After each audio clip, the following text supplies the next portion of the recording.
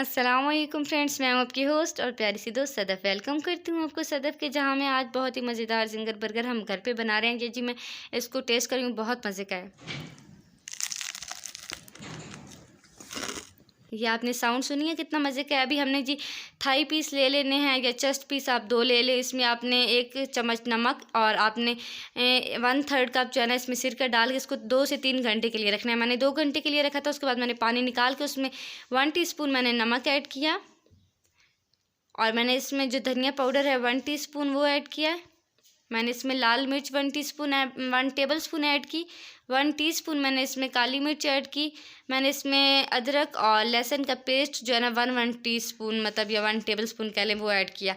फिर इसको अच्छे से मिक्स कर दिया और मैंने इसको 20 मिनट के लिए रख दिया था ढक के। एक साइड पे उनको कर दें। और अब जी आपने एक बाउल जो गहरा सा हो उसमें आपने ले लेना है मैदा 2 कप और आपने कॉर्नफ्लोर या कॉर्नस्टार्च ले लेना है। और इसके अलावा आपने इसी में ऐड कर देना है नमक 1 टीस्पून, काली मिर्च 1 टीस्पून, आपने धनिया पाउडर 1 टीस्पून ले लेना है और आप इसको अच्छे से मिक्स कर देना है। अब आपने जो 20 मिनट के लिए रेस्ट दिया था वो जो हमारे पास थाई पीसेस थे उस पर मसाला लगा के अब आपने ये पीसेस डालने हैं। ये जो हमने मतलब कॉर्नफ्लोर लिया है और हमने मैदा वगैरह लिया है, इसमें आपने अच्छे से इसको मिक्स करना है। अब हमारी मेन काम ही यही है इस पूरी जो ज़िंगर बर्गर का, कि आपने इसको अच्छे से लगाना है।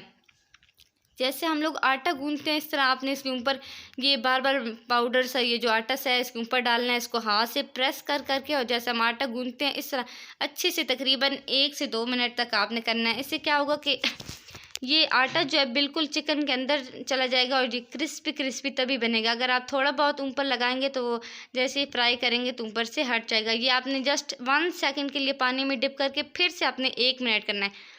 मतलब 1 मिनट पहले आपने इसको करना है और 1 मिनट अभी करना है पानी से डिप करके और निकाल के। और फिर आपने इसको अच्छे से 1 मिनट के लिए गूंदना है और ध्यान करना है कि आपका जो चिकन है वो टूटे ना, क्योंकि पहले ही हमने सिरके में इसको 3 या 2 घंटे रखना है। तो ये फिर जो है ना बहुत नरम हो चुका है।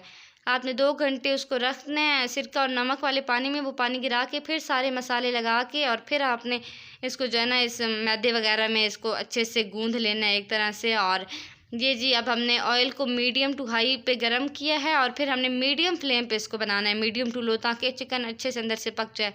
दोनों साइडें चेंज कर लेनी है और अच्छे से हमारा मज़ेदार सा क्रिस्पी सा बिल्कुल ज़िंगर बर्गर रेडी हो जाएगा।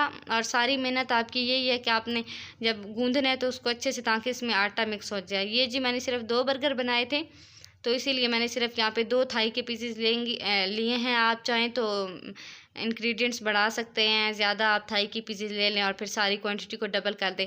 यहाँ पे 3 से 4 टेबलस्पून मैंने टमाटो केचप ली है और साथ में मेयोनीज़ ली है और इसको अच्छे से मिक्स कर दिया। मैंने बर्गर को टोस्ट कर लिया था हल्का सा, आप चाहें तो कर लें, नहीं अगर आपको पसंद तो ना करें। यहाँ पे मेयोनीज़ और जो केचप मिक्स की थी वो मैंने डाली है। आप चाहें तो मेयोनीज़ केचप में आप चिली केचप भी ऐड कर दें, उससे मज़े का टेस्ट बन जाएगा।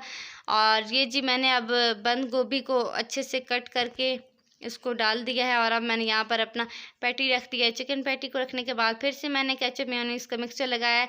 चिली जो है ना, चिली केचप मुझे इतनी पसंद नहीं थी, इस वजह से वो मैंने ऐड नहीं की, वरना वो भी आप ऐड कर सकते हैं। और ये जी हमारा मज़ेदार सा चिकन ज़िंगर बर्गर रेडी हो चुका है घर पे। और बिलीव में इतना मज़े का टेस्ट था, आप साउंड तो पहले ही सुन चुके होंगे कि ये किस कदर क्रिस्पी था।